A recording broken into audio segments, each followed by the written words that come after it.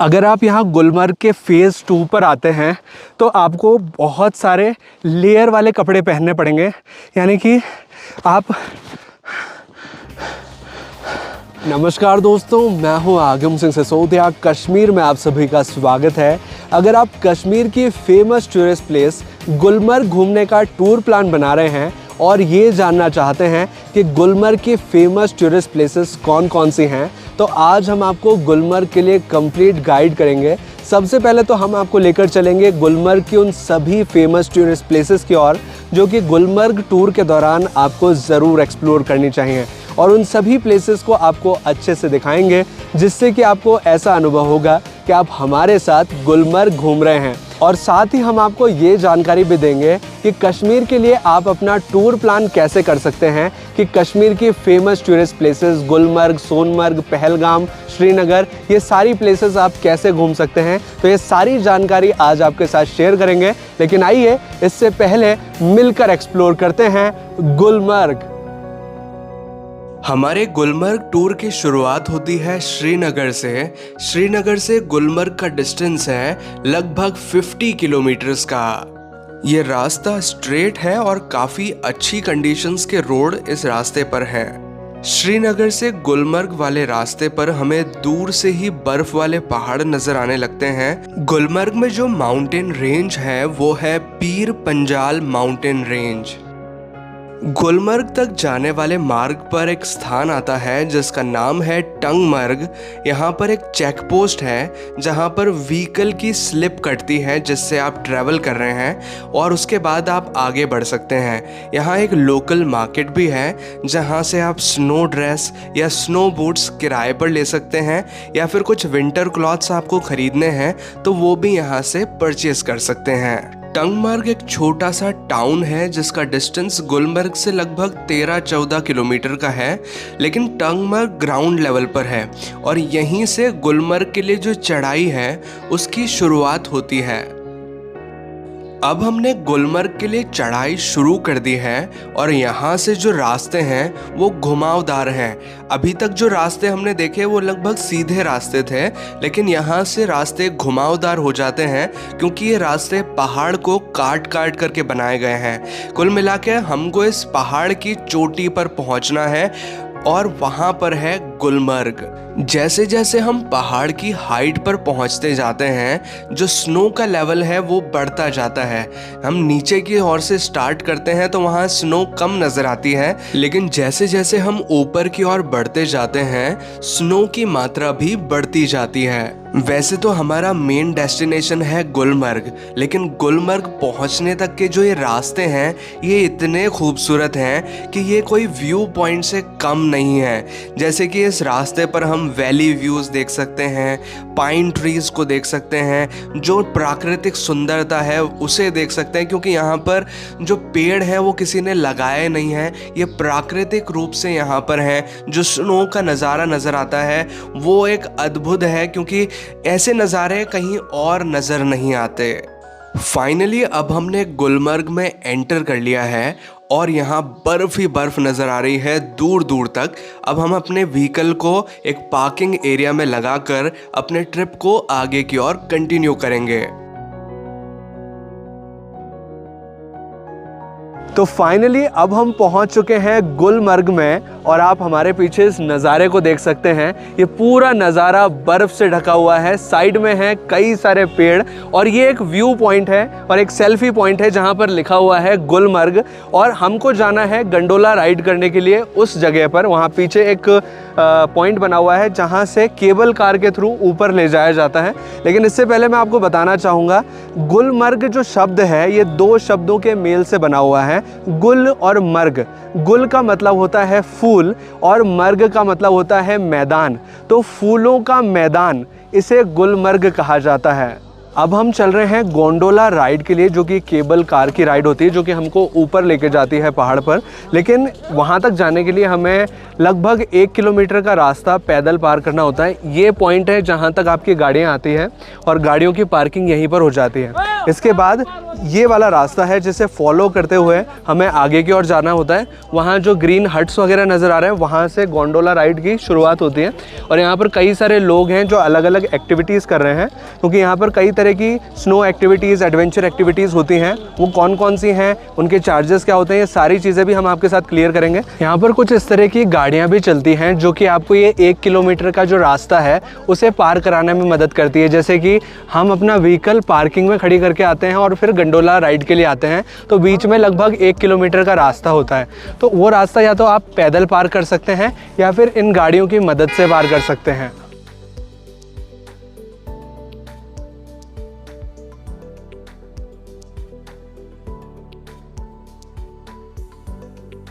तो लगभग 1-1.5 किलोमीटर के वॉक के बाद अब हम पहुंच चुके हैं गंडोला राइड के मेन पॉइंट पर। ये जो हट आप देख रहे हैं, जो बड़ा सा मकान यहाँ पर बना हुआ है वुडन फॉर्म में, यही है गंडोला राइड का स्टार्टिंग पॉइंट। और यहाँ बाहर कुछ इस तरह से बड़ी लाइन लगती है। मतलब जब आप यहाँ आएंगे तो थोड़ा टाइम से पहले अगर आप आ जाते हैं तो लाइन थोड़ा आप मैनेज कर सकते हैं, थोड़ा सा आगे जा सकते हैं। लेकिन अगर आप ऑन टाइम आते हैं तो ऐसा हो सकता है कि आपको बड़ी लाइन का सामना करना पड़े। गंडोला राइड के मेन पॉइंट के पास ही यहाँ पर एक वेटिंग रूम भी बना हुआ है। ये जो आप हट देख रहे हैं जिसके ऊपर स्नो नज़र आ रही है, ये है वेटिंग रूम। अगर यहाँ पर मौसम ख़राब हो जाता है, जैसे कि स्नोफॉल हो रही है, बारिश हो रही है, या फिर आपके साथ कुछ लोग हैं जो कि गंडोला राइड के लिए नहीं जा रहे हैं, तो वो वहाँ पर वेट कर सकते हैं। वहाँ पर चेयर्स वगैरह भी लगी हुई है जहाँ पर आप इंतज़ार कर सकते हैं। तो हम भी अभी यहाँ लाइन में लगेंगे और चलेंगे गंडोला राइड के लिए। गोंडोला राइड पर जाने से पहले यहाँ पर एक स्पेशल नोटिस लगा है, जिसे आप यहाँ पढ़ भी सकते हैं, जिसमें साफ साफ मेंशन किया गया है कि जिन व्यक्तियों को दिल की बीमारी है या अस्थमा है वो सेकंड फेज़ तक न जाएं, क्योंकि सेकंड फेज़ की हाइट काफ़ी ज़्यादा है, 13,800 फीट की ऊंचाई है और वहाँ पर ऑक्सीजन लेवल कम हो जाता है। तो ऐसे पेशेंट्स के लिए लाइफ थ्रेटनिंग कंडीशन क्रिएट हो सकती है ऊपर जाने के लिए। तो सेकंड फेज़ आप न जाएं अगर आपको इस तरह की बीमारी है।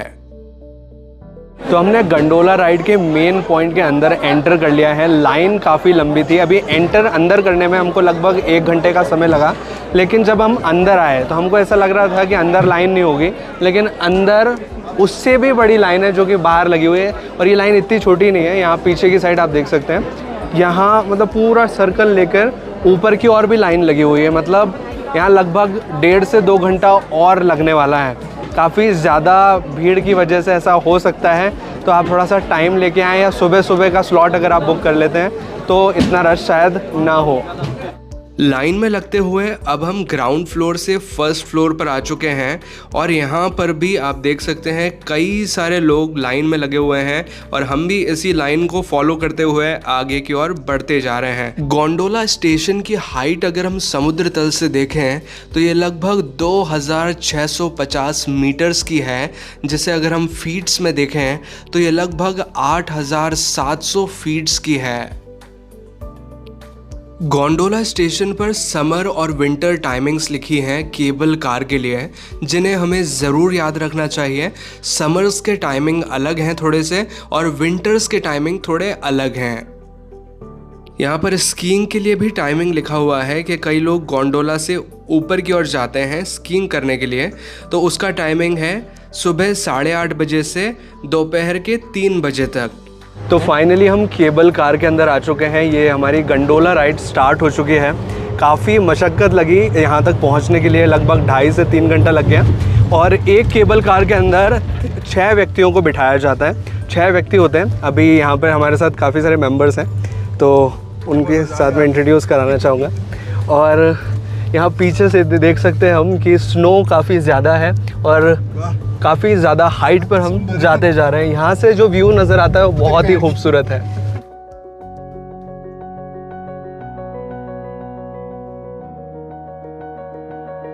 अभी जो हम गोंडोला राइड कर रहे हैं इसे हम लोकल लैंग्वेज में केबल कार या उड़न खटोला कहते हैं।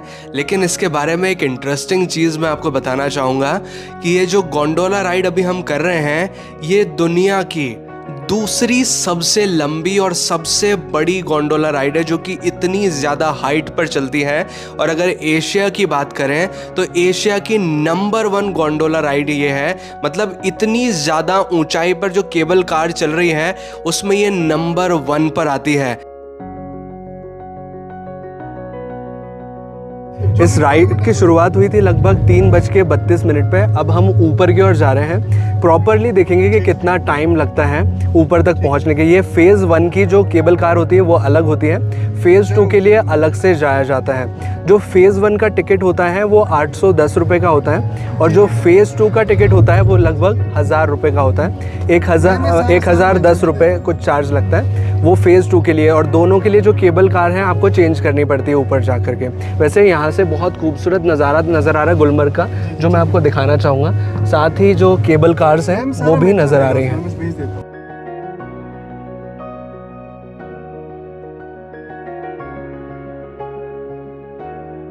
गुलमर्ग गोंडोला राइड की टिकट आप ऑफिशियल वेबसाइट से कैसे बुक कर सकते हैं, इसके बारे में मैं आपको संपूर्ण जानकारी दूंगा हमारे इस गुलमर्ग टूर के अंत में।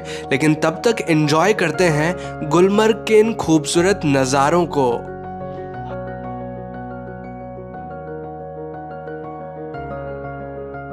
तो अभी हमने टाइम नोट किया है, लगभग 6 से 7 मिनट लगा है ऊपर पहुंचने के लिए। ज़्यादा टाइम नहीं लगता, लेकिन बहुत हाई एल्टीट्यूड पर हम आसानी से पहुंच जाते हैं। अभी हम फेज़ 1 पर पहुंचे हैं और इसका नाम है कंगोरी फेज़ 1। और इसकी हाइट की अगर बात करें तो 3050 metres. It's not in feet, it's in metre. तो अगर इसको फीट में आप करके देखेंगे तो लगभग 9000 के लगभग या 10,000 के लगभग फीट इसकी है। इतनी ऊंचाई पर हम आ चुके हैं। और यहाँ से मैं आपको थोड़े अभी बहुत ही खूबसूरत नज़ारे दिखाने वाला हूँ, क्योंकि स्की का बहुत अच्छा ग्राउंड है यहाँ पर।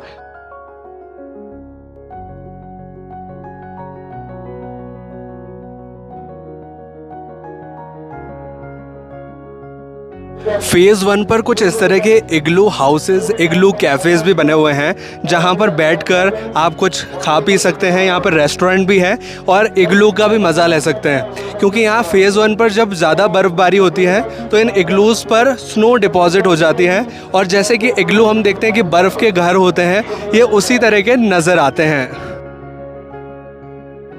फेज़ 1 पर काफ़ी सारी एडवेंचर एक्टिविटीज़ होती हैं जिनका मज़ा भी आप यहाँ ले सकते हैं। जैसे कि आप स्कीइंग यहाँ पर कर सकते हैं। स्कीइंग की जो एक्टिविटी है काफ़ी मज़ेदार होती है और जब पहली बार आप स्कीइंग करते हैं तो आप काफ़ी सारे गिरते पड़ते हैं और ये एक अलग ही अनुभव होता है, अलग ही एक्सपीरियंस होता है।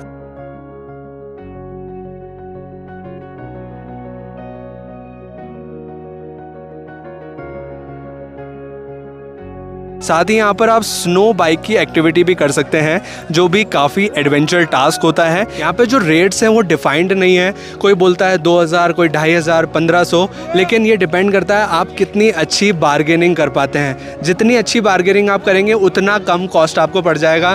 कई बार 500, 1000 रुपये में भी ये एक्टिविटीज़ करा देते हैं, तो वो चीज़ आप कर सकते हैं। और यहाँ पर इस तरह से स्कीइंग जो करते हैं लोग, उनके लिए स्कीइंग वाली जो राइड है वो स्पेशली लगाई गई है।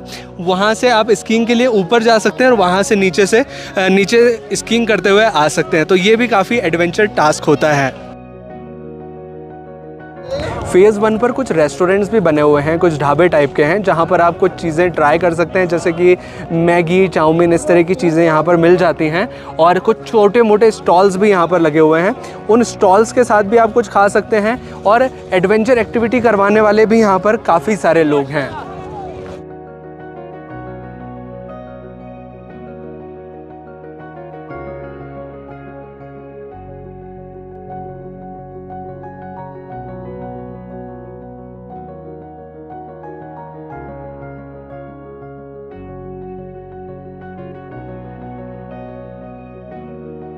तो अब मैं जा रहा हूँ फेज़ 2 के लिए। फेज़ 2 के लिए ज़्यादा लाइन्स यहाँ पर लगती नहीं है, लेकिन फेज़ 2 में भी 6 जने ही जाते हैं एक केबल कार के अंदर। और फेज़ 2 की हाइट फेज़ 1 से काफ़ी ज़्यादा है और काफ़ी ऊंचाई पर हम पहुँचने वाले हैं। यहाँ नीचे से अगर नज़ारा देखेंगे तो कुछ इस तरह का नज़र आता है। तो अभी जो नीचे का नज़ारा हम देख पा रहे हैं ये है फेज़ 1 का नज़ारा। काफ़ी सारे लोग यहाँ पर नीचे नज़र आ रहे हैं। और ऊपर की तरफ देखें, चेयर लिफ्ट। अच्छा, ये स्कीइंग वालों के लिए आई थिंक। हाँ, हो सकता है स्कीइंग। हाँ, यहाँ साइड में हम देख सकते हैं चेयर लिफ्ट्स नज़र आ रही हैं, जो कि शायद स्कीइंग्स के लिए यूज़ की जाती हैं। जो लोग स्कीइंग करते हैं यहाँ पर, तो वो लोग स्कीइंग करने के लिए इस चेयर लिफ्ट के थ्रू ऊपर की ओर जाते हैं सेकंड फेज़ में। और यहाँ से कुछ इस तरह का नज़ारा नज़र आ रहा है। ये है सेकंड फेज़ जहाँ पर हम जाने वाले हैं, जहाँ जस्ट सन दिख रहा है, जस्ट उसी हाइट पर हम ऊपर की ओर बढ़ते जा रहे हैं।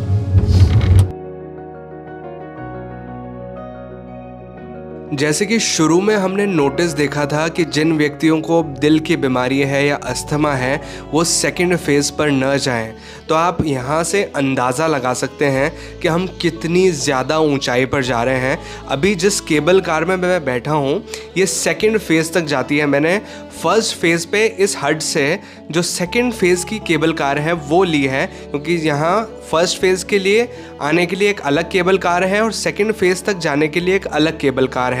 और धीरे धीरे ये जो केबल कार की हाइट है वो बढ़ती जा रही है और यहाँ से कुछ ऐसा नज़ारा नज़र आ रहा है।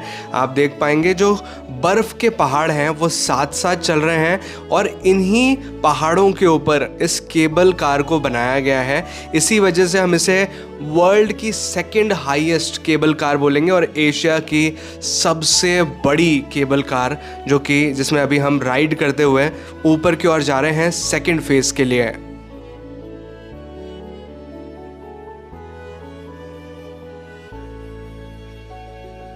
तो अब हम फेज़ 2 पर पहुंच चुके हैं और यहाँ पर पहुंचने के बाद एक बोर्ड लगा हुआ है जिसका नाम है अफरवत। अफरवत इस पीक का नाम है, यानी कि फ़ेज़ 2 का नाम है।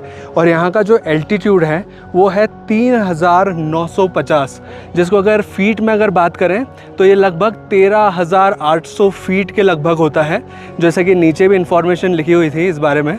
तो इतनी ज़्यादा हाइट पर हम पहुँच चुके हैं और यहाँ से जो नज़ारे नज़र आते हैं वो वाकई में बहुत खूबसूरत हैं। इतनी ज़्यादा बर्फ़ आपको यहाँ मिलेगी। अभी थोड़ा सा पीछे की ओर चलते हैं, जो कि मेन व्यू पॉइंट है, वहाँ से आपको एक्चुअल चीज़ नज़र आएगी। ये तो केबल कार है जिसके थ्रू अभी हम ऊपर आए। केबल कार से फ़ेज़ 2 में आने में हमें लगभग 7 से 8 मिनट का समय लगा है। ज़्यादा समय इसमें नहीं लगा, लेकिन जो नज़ारा था वो बेहद खूबसूरत था।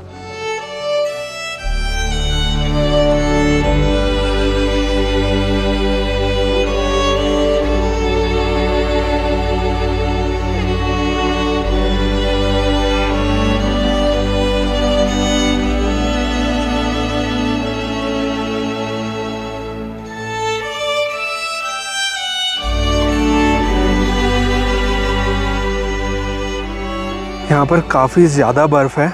जब आप यहाँ बर्फ़ पर चलेंगे तो आपके पैर बर्फ़ में एक तरह से अंदर की तरफ घुसते जाएंगे। अभी यहाँ पर बोला जा रहा है कि लगभग 7 से 8 फीट बर्फ़ है, तो बहुत ज़्यादा सॉफ्ट बर्फ़ होने की वजह से जो पैर हैं वो अंदर की तरफ धंसते जा रहे हैं।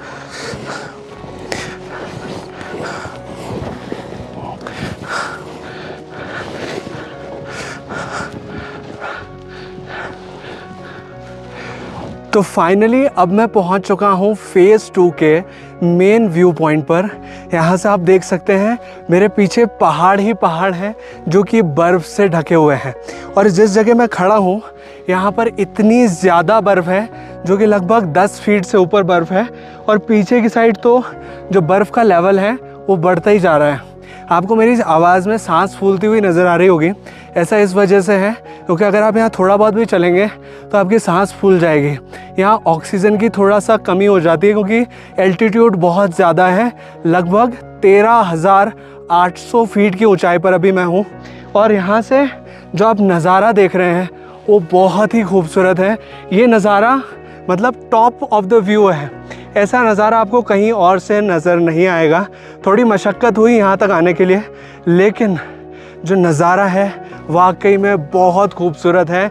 आप यहाँ बैठकर थोड़ा टाइम स्पेंड कर सकते हैं। अभी मैं फ़ेज़ 2 पे हूँ और यहाँ का टेम्परेचर माइनस में है। अगर मैंने यहाँ पर बर्फ़ अभी थोड़ी देर पहले छुई थी और मेरे हाथ एक्चुअल में जम चुके हैं। बर्फ़ मेरे हाथ पर आकर भी जम गई है, मतलब बॉडी टेम्परेचर भी यहाँ पर प्रॉपरली वर्क नहीं कर पाता। अगर आप कुछ देर यहाँ बर्फ़ में बैठ जाएँ तो आप कुछ देर में जम जाएंगे। और ये सूरज हमारी बहुत हेल्प करता है यहाँ पर सर्वाइव करने के लिए। अदरवाइज़ अगर यहाँ पर वेदर फॉगी है या क्लाउडी है या स्नोफॉल वाला अगर वेदर है तो आप यहाँ पर आएंगे तो बहुत ज़्यादा ठंड लगेगी, एक तरह से गल जाएंगे आपके हाथ। और यहाँ से जो नज़ारा है आप देख सकते हैं, बहुत खूबसूरत नज़ारा है। सन के साथ तो नज़ारा ये और भी ज़्यादा खूबसूरत लग रहा है।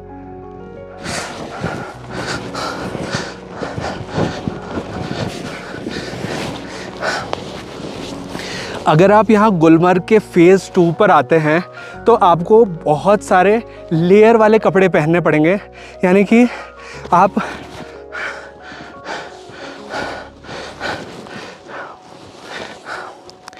फ़ेज़ 2 पर जब आप आएंगे तो आपको इतनी ज़्यादा बर्फ़ मिलेगी कि वो आपके इन जूतों में, इन बूट्स में चली जाएगी। तो अगर आपके बूट्स में स्नो चली जाती है तो उनको इस तरह से झाड़ लें, क्योंकि अगर ये स्नो अंदर जाके पिघलेगी तो आपको बहुत ज़्यादा दर्द का सामना करना पड़ सकता है और इससे आपके पैर गल सकते हैं। तो जूतों से इस तरह से आप बर्फ़ को बाहर ज़रूर निकाल लें, ये बहुत ज़रूरी है, क्योंकि पैंट मतलब ये जो अगर आप जूता रखेंगे यहाँ पर तो पूरा जूता अंदर चला जाएगा और बर्फ़ आपके जूते के अंदर होगी। तो इस तरह से जूतों को आप ज़रूर निकाल लें। और जब फ़ेज़ 2 पर आएँ तो लेयरदार कपड़े पहन कर आएँ, यानी कि जैसे एक आउटर आपने पहन रखा है, उसके बाद एक अंदर पहन लीजिए, फिर शर्ट पहन लीजिए, फिर इनर पहन लीजिए, या फिर एक और टी शर्ट आप पहन सकते हैं।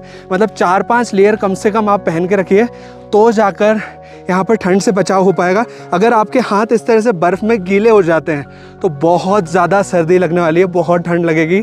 और इस तरह से अगर हाथ सुखा सकें तो सुखाने की कोशिश कीजिए, या तो ग्लव्स पहन के रखिए या फिर आप हाथों को जेब में ही डाल के रखिए तो बेटर रहेगा। यहाँ पर आप बर्फ़ से नहीं खेल पाएंगे, क्योंकि अगर आप बर्फ़ पे हाथ भी लगाएंगे तो हाथ जमने लगेंगे।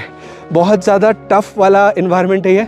वैसे जो नज़ारा है वो बहुत खूबसूरत है, भले यहाँ की सिचुएशन थोड़ी एक्सट्रीम है, लेकिन नज़ारा जो दिखता है वो बहुत ही खूबसूरत है।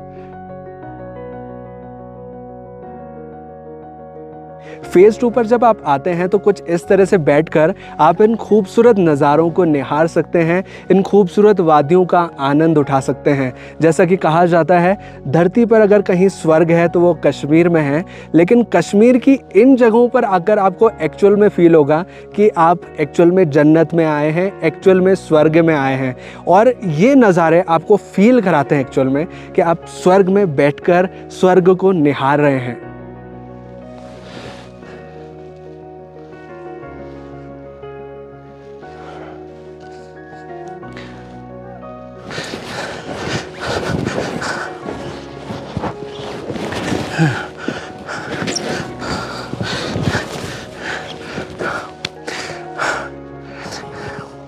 यह ऊपर आने पर एक एनिमल के पग मार्क्स नज़र आए हैं।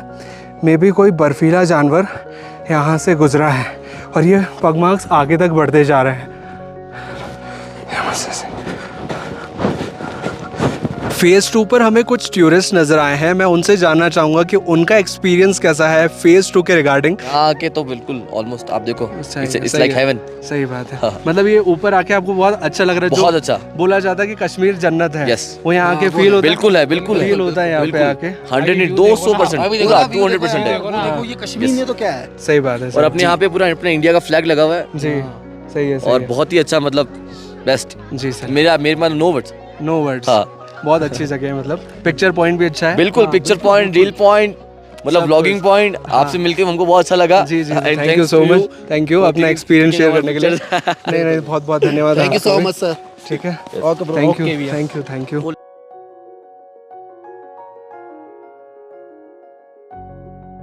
एक इंटरेस्टिंग चीज़ देखने मिली है कि फ़ेज़ 2 पर भी आपको डॉग्स नज़र आएंगे। इनकी कोल्ड टॉलरेंस क्षमता काफ़ी ज़्यादा है, इस वजह से फ़ेज़ 2 पर भी डॉग्स हैं। यहाँ से आप देख सकते हैं हिमालय का बेहद खूबसूरत नज़ारा गंडोला राइड के साथ। मैं आपको थोड़ा सा पहाड़ों को पास से दिखाना चाहूँगा। यहाँ से आप देख सकते हैं हिमालय का एक अलग ही नज़ारा आपको इस पीक से नज़र आ रहा है। यहाँ फ़ेज़ 2 से हम इस नज़ारे को देख रहे हैं। ये आपको ऊपर ऊपर जो लाइट नज़र आ रही है, बर्फ़ नज़र आ रही है, लेकिन नीचे की ओर आप देखेंगे तो ब्लैकनिंग नज़र आती है। ऐसा इस वजह से क्योंकि ये पहाड़ जिस पर हम खड़े हुए हैं वो इतनी ज़्यादा हाइट पर है कि सूरज की रोशनी वो नीचे वाले पार्ट तक पहुंचने नहीं दे रहा। तो इस वजह से वहाँ पर डार्कनिंग है उन पहाड़ों में, और ऊपर हमें जो स्नो वाले कैप्स हैं पहाड़ के वो नज़र आते हैं, और नीचे से देखें तो पूरा गुलमर्ग और बाकी का नज़ारा नज़र आता है।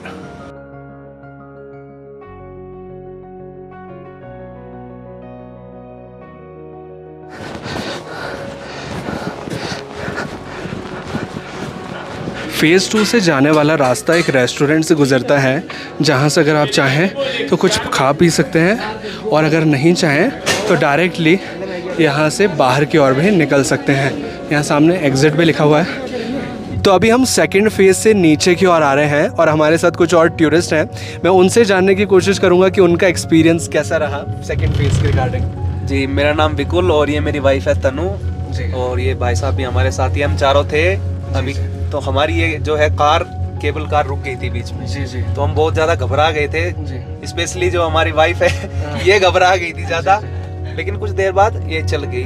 जी तो सेकंड फेज बहुत ही अच्छा रहा, जी काफी एडवेंचरस है, और मैं ये कहूंगा कि जन्नत है। अगर कश्मीर को देखना है तो यहाँ जरूर आए, गोंडोला राइड गुलमर्ग में जरूर करे, सेकंड फेज जरूर आए। जी और ऊपर से जो नीचे का नजारा है ना, वो ब्रेथ टेकिंग है, जी। देखने लायक है, बहुत सुंदर है। बहुत सुंदर, थैंक यू सर। आपका हाय, experience? अगर मेरी बात करें तो मैं Ketan and she is my wife Ankita. हम लोग अहमदाबाद से हैं, और जैसे भाई साहब ने बताया हमारी कैब रुक गई थी बीच में, तो थोड़ा हम सब लोग भी डर गए थे कि क्या हुआ। देन जस्ट पेशेंस रखा, 2 मिनट के बाद वो स्टार्ट हो गई। और ये भी कहूँगा कि हमने बहुत अच्छे से फ़ोटोज़ एंड वीडियोस लिए, और जन्नत का नज़ारा देखना है तो सेकंड फेज ज़रूर ले। जी। और ये जैसे नीचे हम जा रहे हैं, आप देख सकते हो, बहुत अच्छा व्यू आ रहा है इस सब में। जी। So thank you so much. या ये आपको कैमरे में नहीं दिखेगा ये भी, उसके लिए आपको आना ही पड़ेगा यहाँ पे। मतलब कश्मीर में जो बोलते हैं जन्नत जन्नत है, वो यहीं हाँ, पे है। ये जन्नत यही है। ये प्लेस देखने पे यहाँ देख लिया तो समझ लो कश्मीर देख लिया, देख लिया, दुनिया देख ली। अगर ये देख लिया तो कश्मीर देख लिया। जी जी बहुत लाइफ अच्छा में है। एक बार तो ये ट्राई जरूर करना चाहिए। बिल्कुल, thank you ma'am. Thank you. Sir, thank you. Phase 1 में हम वापस आ चुके हैं, और यहाँ फेज़ 1 से वापस से नीचे जाने के लिए भी काफ़ी बड़ी लाइन है। वहाँ से ये लाइन स्टार्ट हो रही है, और इसके अंदर भी ये लाइन चल रही है। मतलब नीचे से ऊपर आने के लिए जो टाइम लगा था, लगभग उतना ही टाइम आपको ऊपर से नीचे जाने में भी लग सकता है, लेकिन थोड़ा कम रहेगा। नीचे 2.5 घंटा लगा था, तो यहाँ पर लगभग 1 घंटा तो लगना ही लगना है।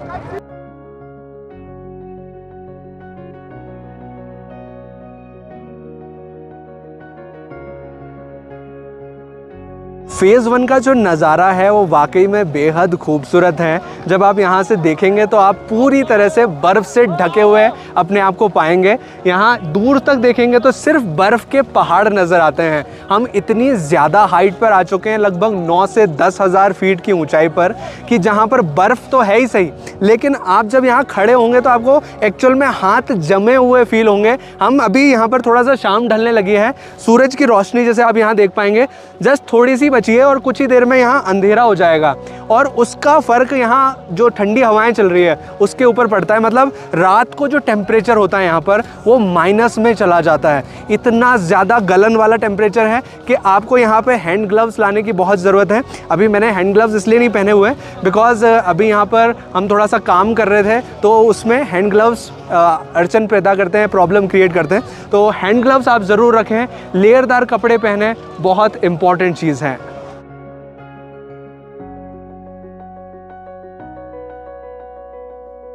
अभी लाइन में लगे हुए लगभग हमें आधा घंटा हो चुका है, और हम थोड़ा सा गंडोला के पास में आ चुके हैं, जो केबल कार है उसके पास आ चुके हैं, लेकिन फिर भी नंबर अभी काफ़ी दूर है।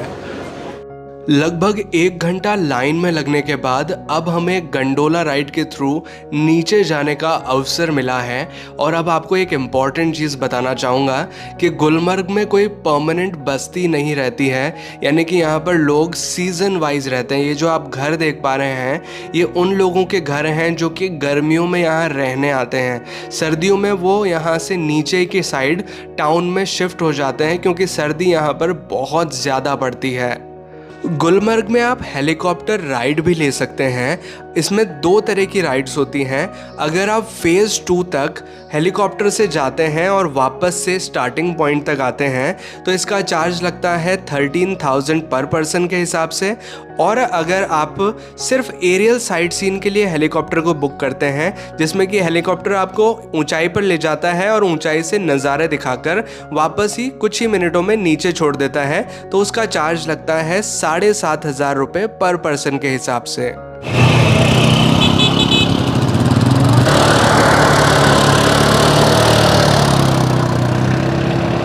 यहाँ कुछ इस तरह की ATV बाइक राइड भी आप कर सकते हैं जो कि स्नो पर चलती है और काफ़ी एडवेंचर टास्क होता है जो कि आप कर सकते हैं। कई सारी ATV बाइक यहाँ पर हैं और यहाँ के इसकी रेट भी मैं पूछने की कोशिश करूँगा। सर, इसकी रेट क्या होती है? इसका 2000 2,000 रुपये। कितनी देर के लिए? 1 घंटे का। 1 घंटे का, मतलब इसी एरिया में घुमाते हैं ना? पूरा 13 किलोमीटर का राइड। उसमें कुछ पॉइंट्स वगैरह भी कवर करते हैं क्या? 6 पॉइंट कवर करते हैं। कौन कौन से होते हैं पॉइंट्स? आप बता। एक्चुअली राइड होता है, जो पॉइंट आएगा ना जी जी, वो हम दिखाते हैं। अच्छा। चिल्ड्रंस पार्क है जी, आउट ऑफ सर्कल है जी, व्यू पॉइंट है, जी, महाराजा पैलेस है, स्ट्रॉबेरी वैली है। आज तो हर जगह में तो आज तो बर्फ ही बर्फ है, बर्फ है। बर्फ ही बर्फ। तो हर पॉइंट आप कवर करवाते हैं इस गाड़ी से। 2,000 रुपये? 2,000 रुपये 1 घंटे में सारे पॉइंट हो जाते हैं? अच्छा, ठीक है सर, थैंक यू। गुलमर्ग में काफ़ी सारे होटल्स भी आपको नज़र आएंगे जो कि काफ़ी लग्जरी होते हैं। इनका कॉस्ट हालांकि ज़्यादा होता है, लेकिन जिस लोकेशन पर ये बने हुए हैं वो बेहद खूबसूरत है। जैसे कि अभी इस होटल को आप देख रहे हैं, ये काफ़ी बड़ी प्रॉपर्टी है और इसके ऊपर बर्फ़ भी जमी हुई है। बर्फ़ का जो पानी गिरता है बूंद बूंद करके, वो एक तरह से पानी की तरह बर्फ़ जम गई नुकीली तरीके से। और साथ में इसके सामने का नज़ारा आप देखिए, एक्चुअल में बहुत खूबसूरत नज़ारा है। और ये जो गंडोला राइड है उसके जस्ट पास में ही है। यहाँ से गंडोला राइड होती है वो हट के पास से, और उसके पास में ये होटल बना हुआ है। साथ में ही यहाँ पर कैफ़े है और लॉन्ज भी है, और साथ में यहाँ लिखा हुआ है आई लव गुलमर्ग। तो यहाँ पर अगर आप चाहें तो अच्छे पिक्चर्स भी क्लिक कर सकते हैं। गुलमर्ग में ही बनी हुई है आइस स्केटिंग रिंग।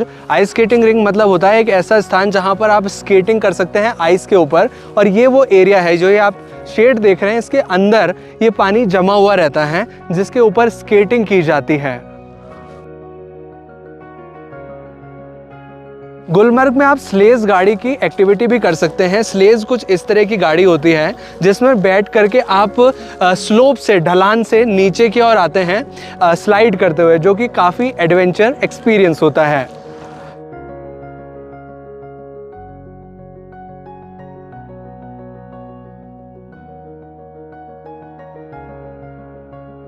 ये है गुलमर्ग में बना वर्ल्ड का 2nd हाईएस्ट गोल्फ कोर्स। हालांकि अभी ये पूरा गोल्फ कोर्स बर्फ से ढका हुआ है। गोल्फ कोर्स के पास में ही है महारानी जी टेम्पल, जिसका निर्माण करवाया था राजा हरी सिंह की वाइफ ने 1915 में। ये एक्चुअल में भगवान शिव पर डेडिकेटेड एक मंदिर है जहाँ पर आप दर्शन कर सकते हैं। एक प्रसिद्ध गाना है जय जय शिव शंकर, राजेश खन्ना जी की मूवी का, वो इसी मंदिर में शूट हुआ है। शाम के समय गुलमर्ग में एक अलग ही नज़ारा बन जाता है।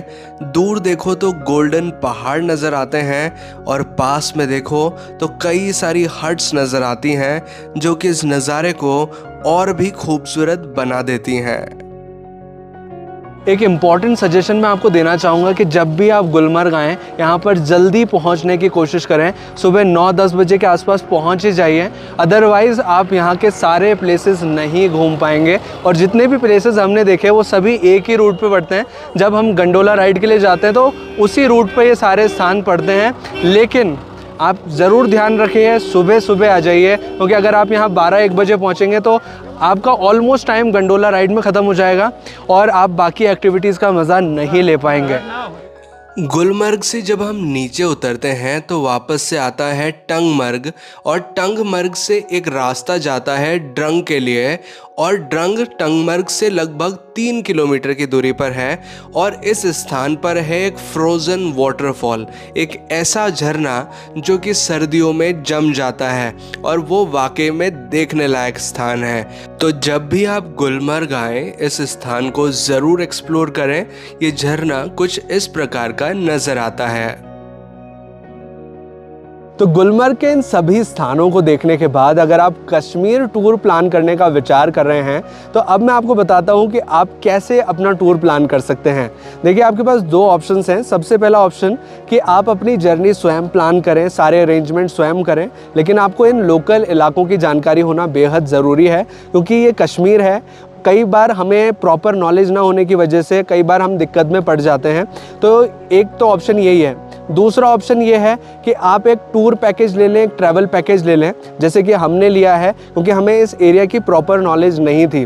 लेकिन अगर आप टूर पैकेज लेते हैं तो सारी अरेंजमेंट, सारे सुविधाएं ट्रैवल कंपनी, ट्रैवल एजेंसी आपको प्रोवाइड करती हैं, जिससे कि आप बड़े आराम से फ्री माइंडली कश्मीर घूम सकते हैं। तो हमने पैकेज लिया था प्रिया ट्रैवल्स के साथ, जिसका ड्यूरेशन था 5 नाइट्स 6 डेज़ का, जिसमें कि अभी जो हमने देखा वो गुलमर्ग था, लेकिन इसमें श्रीनगर, पहलगाम और सोनमर्ग ये भी शामिल था। ये पैकेज हमने बुक किया था प्रिया ट्रैवल्स के साथ, जिनके ओनर अभी हमारे साथ ही हैं, विशु सर। अगर आप भी चाहें तो कश्मीर के लिए अपना ट्रैवल पैकेज बुक कर सकते हैं प्रिया ट्रैवल्स के साथ। इनके कॉन्टैक्ट डिटेल्स हमने डिस्क्रिप्शन में दे दिए हैं, वहाँ से आप इनके साथ कॉन्टैक्ट करके अपना ट्रैवल पैकेज बुक कर सकते हैं। तो चलिए अब जानते हैं कि कैसे आप गोंडोला केबल कार को बुक कर सकते हैं ऑनलाइन ऑफिशियल वेबसाइट से। एकमात्र ही ऑफिशियल वेबसाइट है, जिसको खोलने के लिए सबसे पहले आप क्रोम ब्राउज़र ओपन कीजिए और यहाँ पर टाइप कीजिए jammukashmircablecar.com। ये वेबसाइट आप स्क्रीनशॉट भी कर सकते हैं। ये वाली वेबसाइट आपको ओपन करनी है और सबसे पहली जो वेबसाइट आएगी उसको ओपन करना है, और यहाँ हल्का सा नीचे करते ही आपको बुक नाउ का ऑप्शन नज़र आ जाएगा। जैसे ही वेबसाइट खोलेंगे तो बुक नाउ का ऑप्शन जस्ट हल्का से में नीचे आ जाएगा, उस पर आपको क्लिक करना है, और फिर यहाँ आपके सामने एक ऑप्शन होगा सेलेक्ट रूट। सेलेक्ट रूट में आपको देखना है कि कौन से फेज़ में आप जाना चाहते हैं। अगर आप फेज़ 1 में जाना चाहते हैं तो फेज़ 1 का, और फेज़ 2 में जाना चाहते हैं तो फेज़ 2 का टिकट आप बुक कर सकते हैं। लेकिन एक चीज़ का ज़रूर ख्याल रखें कि अगर आप फेज़ 2 में जाना चाहते हैं तो फेज़ 1 का टिकट होना अनिवार्य है। तो फेज़ 2 को बुक करने से पहले फेज़ 1 का टिकट ज़रूर बुक करें, डायरेक्टली फेज़ 2 का बुक ना करें। तो अभी मैं फेज़ 1 का बुक करके दिखा रहा हूँ। तो फेज़ 1 पे क्लिक करेंगे और फिर यहाँ आपको सेलेक्ट डेट का ऑप्शन नज़र आएगा। जैसे मैं यहाँ पर 28 फरवरी को चूज़ कर रहा हूँ, और टाइम स्लॉट आप कोई सा भी चूज़ कर सकते हैं जिसमें भी आपको अवेलेबल हो। कोई बाउंडेशन नहीं है कि आपको पर्टिकुलर टाइम में ही जाना है। अगर आप 9 बजे नहीं भी पहुंच पा रहे सुबह, तो भी आप 9 बजे का टाइम स्लॉट बुक कर सकते हैं अगर आपको सीट्स मिल रही हैं। ऐसा हम अपने अनुभव में मैं आपको बोल सकता हूं, क्योंकि वहाँ पे हर स्लॉट के टाइमिंग को अलाउ कर रहे हैं। तो जैसे आप ये देखिए, सुबह सुबह के टाइम में 157 सीट्स हैं, और अगर मैं इसी टाइम को यहाँ देखूँ 11-15 वाले स्लॉट पे तो सिर्फ 27 सीट है। कई बार बीच वाले स्लॉट में 0 सीट्स होती हैं। तो आप कोई सा भी स्लॉट बुक करके गोंडोला राइड के लिए जा सकते हैं। अभी यहाँ पे मैं प्रोसीड टू नेक्स्ट करूँगा, और फिर यहाँ पर ये इंडियन सेलेक्ट करना है अगर आप इंडियन सिटीज़न हैं, और अगर आपके साथ और विजिटर्स हैं तो यहाँ ऐड विजिटर आप क्लिक करेंगे तो विजिटर 2 हो जाएंगे। फिर आपको मोबाइल नंबर, ईमेल डालना है, और उसके हिसाब से यहाँ पे नीचे कैलकुलेट होकर आपका अमाउंट आ जाएगा। एक आदमी का 810 रुपये लगता है, तो 2 आदमी का 1620 रुपये हो गया। उसके बाद I am not a robot पे क्लिक करके प्रोसीड टू पे आप करेंगे तो ऑनलाइन पेमेंट आप इजीली कर पाएंगे। कुछ इसी तरह से यहाँ पर सेकंड रूट के लिए भी आप सेकंड फेज़ के लिए भी टिकट बुक कर सकते हैं। इस पे फेज़ 2 पे क्लिक कीजिए, और फिर यहाँ आपको वापस से उसी तरह से डेट सेलेक्ट करनी है कि कौन सी डेट पर आप जा रहे हैं। जैसे उसी डेट आपको सेम डेट सेलेक्ट करनी होगी, क्योंकि फेज़ 1 और फेज़ 2 एक ही डे में आपको करना होता है। तो मैं 28 फरवरी वापस से सेलेक्ट कर रहा हूँ, और यहाँ विजिटिंग टाइम 2 ही स्लॉट्स होते हैं, 9 से 1 और 1 से 3:30। तो मान लीजिए अगर आपको 1 बज के 1 बजे वाले स्लॉट में 0 अवेलेबल टिकट दिख रहे हैं, जैसे अभी आप देख पा रहे हैं 0 अवेलेबल टिकट्स हैं और आप 1 बजे से पहले नहीं पहुंच पाएंगे तो भी आप 9 बजे से 1 बजे तक वाले स्लॉट पर टिकट बुक कर सकते हैं। कोई नेसेसरी नहीं है कि आपको उसी टाइम का स्लॉट बुक करना है। जैसे यहाँ पर 9 बजे से 1 बजे तक 116 सीटें हैं तो आप वो वाला स्लॉट बुक कर लीजिए और डायरेक्टली आप यहाँ आ सकते हैं और फिर इसमें भी आई कंफर्म करके प्रोसीड टू नेक्स्ट करेंगे। और सेकंड फेज़ के लिए भी आपको अपनी जनरल डिटेल्स फिल करनी है, जैसे कि मोबाइल नंबर, ईमेल आईडी, और नीचे आप जब आएंगे तो आपको टोटल अमाउंट शो होगा। जैसे कि मैंने यहाँ 2 व्यक्तियों के लिए सेलेक्ट किया है तो एक व्यक्ति का 1000 रुपये होता है, 1010 रुपये, और 2 व्यक्ति का हो गया 2020 रुपये। जो फर्स्ट फेज़ का है वो 800 रुपये है और जो सेकंड फेज़ है उसका 1000 रुपये टिकट है। अगर दोनों का टिकट मिला के बताया जाए तो 1820 रुपये एक आदमी का टिकट लगता है फर्स्ट और सेकंड फेज़ के लिए। और इसी तरह से आप यहाँ पे I am not a robot पर क्लिक करके प्रोसीड टू पे कर सकते हैं, जिससे आप ऑनलाइन पेमेंट कर पाएंगे। और जब आप ऑनलाइन पेमेंट कर देंगे तो आपके सामने एक टिकट आ जाएगा जिसे कि आप डाउनलोड कर सकते हैं और अपने साथ गोंडोला गुलमर्ग ले जा सकते हैं, क्योंकि वहाँ पर आपको टिकट शो करना होता है राइड करने से पहले। लेकिन एक चीज़ का ज़रूर ख्याल रखें कि टिकट बुक कम से कम 15-20 दिन पहले ही कर लें। कई बार इतनी ज़्यादा कम अवेलेबिलिटी होती है कि आपको गोंडोला का टिकट नहीं मिल पाता, तो 15-20 दिन पहले ही बुक कर लें एडवांस में, ताकि ये आपके लिए अच्छा रहेगा। और अगर आपको ये वीडियो अच्छा लगा है तो प्लीज़ अपना रिव्यू नीचे कमेंट सेक्शन में ज़रूर मेंशन करें। हमें कमेंट करके बताएं कि आपको ये वीडियो कैसा लगा। वीडियो अच्छा लगा है तो प्लीज़ वीडियो को लाइक भी ज़रूर करें, इसे शेयर करें अपने दोस्तों और अपने फैमिली मेम्बर्स के साथ। और अगर आपने चैनल अभी तक सब्सक्राइब नहीं किया है तो प्लीज़ चैनल को सब्सक्राइब कीजिए, बेल आइकन को दबाकर ऑल पर प्रेस कीजिए, ताकि इसी तरह के वीडियो नोटिफिकेशंस आपको आगे भी मिलते रहें। गुलमर्ग को जिस मंथ में हमने एक्सप्लोर किया है ये मंथ है फरवरी का। वैसे अगर आप यहाँ दिसंबर से लेकर मार्च या अप्रैल तक भी आते हैं तो आपको कुछ इसी तरह की स्नो यहाँ पर नज़र आएगी। हालांकि जब आप यहाँ गर्मियों में आते हैं तो ये पूरी जगह ग्रीनरी में तब्दील हो जाती है। यहाँ पर कई तरह के फूल खिलते हैं और जो फेज़ 2 है उसमें आपको हमेशा बर्फ़ मिलती है, चाहे आप साल के किसी भी मौसम में किसी भी महीने में यहाँ पर विज़िट करें। आप मुझे इंस्टाग्राम पे भी फॉलो कर सकते हैं। मेरा इंस्टाग्राम आईडी है आगम सिंह सिसोदिया, जिसका लिंक हमने डिस्क्रिप्शन में भी दिया हुआ है।